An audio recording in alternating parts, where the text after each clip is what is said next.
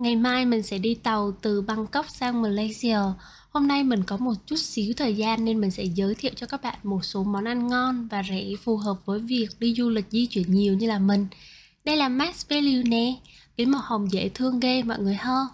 Thì Max Value rất là nổi tiếng với nhiều món ăn chế biến sẵn và giá thành rất là rẻ. Càng về cuối ngày thì các món ăn chế biến sẵn ở đây sẽ rẻ hơn rất là nhiều vì gần như là hết hạn hoặc là họ không thể để tới ngày mai. Natto, một trong những các món ăn rất là ngon nổi tiếng ở Nhật Bản nè. Toàn là món mình thích thôi. Đây là toàn bộ những món ăn chế biến sẵn.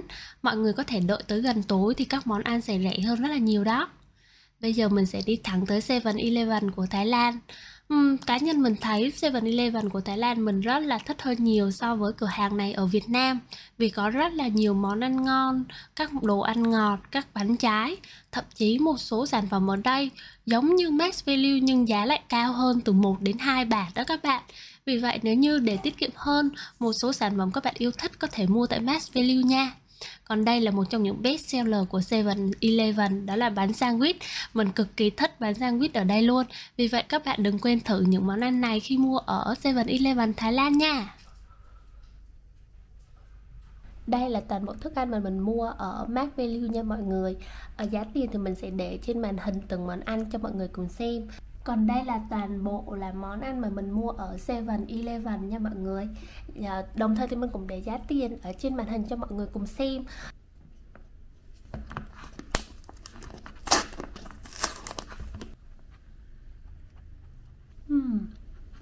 Vị thì mình thấy là rất là giống cái vị bánh của After You mọi người, nhưng mà cái kem thì ít hơn nhiều ở cái lớp bên ngoài nè.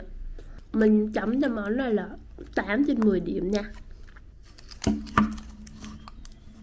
Thì mình thấy họ là giống kiểu chè bánh lọt ở miền Nam Việt Nam vậy đó. Nước này là nước dừa nhưng mà mình thấy vì là kiểu sản phẩm đóng hộp nên cái mùi nước dừa này nó không có được tươi lắm. Nhưng mà so với giá thành mà để ăn tráng miệng một cái tách chè, một cái ly chè như thế này cũng không là quá tệ đúng không mọi người? Nên mọi người có thể tham khảo mua và ăn thử nha. Ta-da! Sau đây mình xin giới thiệu một trong những gọi là best seller ở 7-Eleven. Và thậm chí rất là nhiều người Việt Nam sang tìm mua để ăn hoặc là mang về, thậm chí là để mang làm quà hoặc là bán đó mọi người. Bánh như thế này, bên trong có xúc xích với phô mai.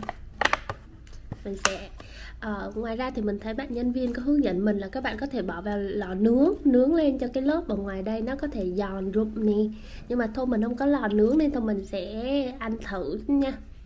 Không có lò nướng á, nên cái vỏ bánh nó rất là mềm, nó không có giòn, nên mình nghĩ rằng nếu mà bỏ vô lò nướng thì sẽ ngon hơn rất là nhiều. Hoặc là khi mà bỏ vào trong lò nướng thì chắc là cái phô mai này nó sẽ chảy ra đó, nên sẽ ngon hơn. Cá nhân mình thấy thì nó hơi lạc so với mình nha mọi người. Thì cái loại bánh này có rất là nhiều loại khác nhau nên có nhiều vị khác nhau, nên mọi người có thể lựa chọn các vị khác tùy ý nha. Đây là cơm trứng mà mình mua ở Max Value. Từng giày tính ra là 20.000 Việt Nam. Thì so với các thức ăn phần này so với ở bên 7-Eleven thì mình thấy Max Value rẻ hơn nhiều.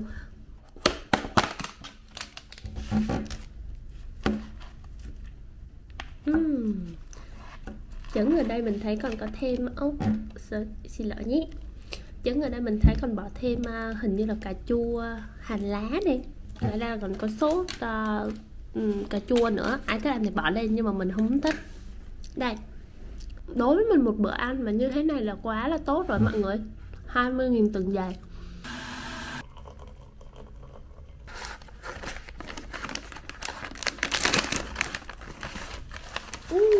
Nhìn nè, bên trong đã tặng kèm luôn 2 cái ống hút rồi mọi người. Để xem có được bao nhiêu bì nha. Vậy thành ra họ là mua nguyên một gói này chỉ có làm được 2 ly thôi.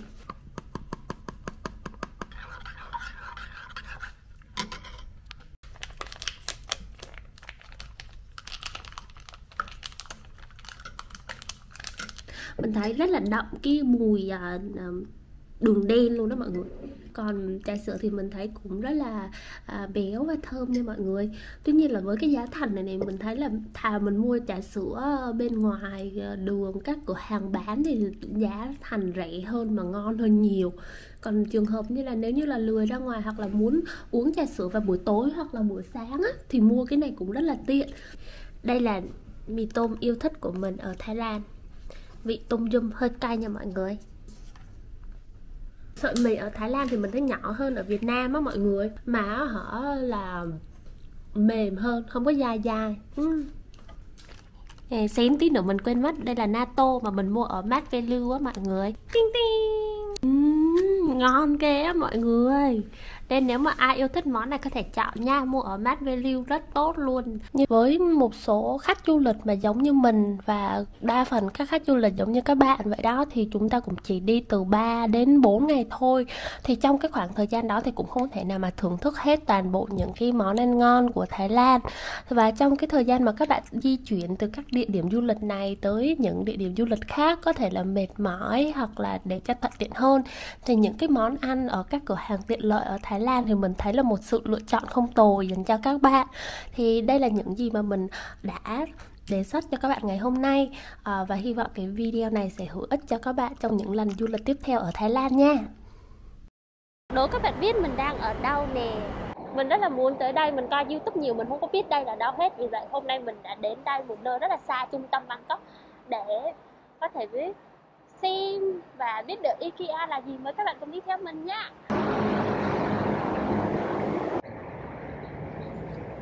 Đây là mall mà ở gần cuối của cái line màu tím tàu điện đó mọi người.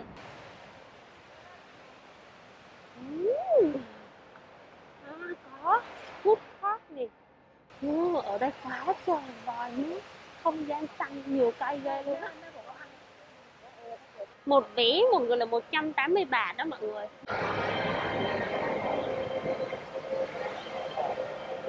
Sushiro mình chưa tới đây bao giờ nên mình chẳng biết nữa. Để có gì mình sẽ thử xem. Món của mình tới đây nè.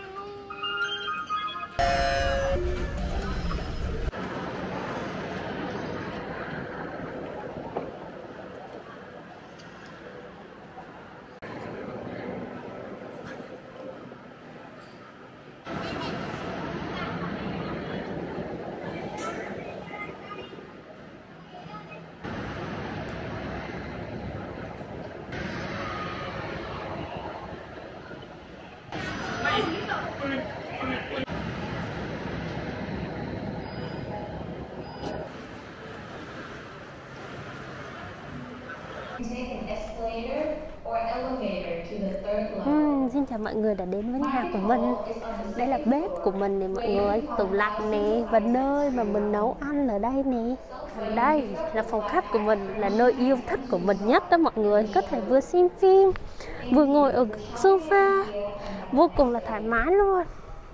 Còn khi mà mình coi phim mệt xong rồi thì mình sẽ đi vào phòng ngủ của mình. Đây, bây giờ thì ngủ thôi.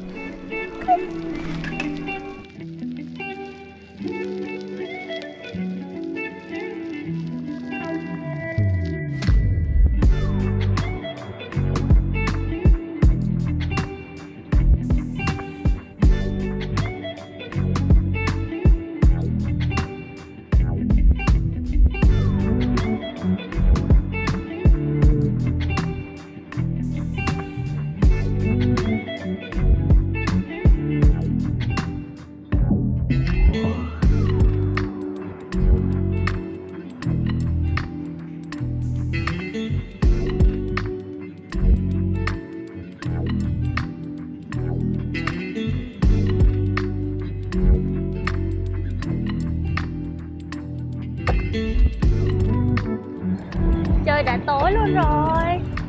Vậy là nãy giờ mình đã đi trong khu trung tâm thương mại rất là rộng luôn đó mọi người. Rồi mình cũng tham quan IKEA nữa, cũng rất là vui và nhiều thứ mà mình chưa bao giờ biết.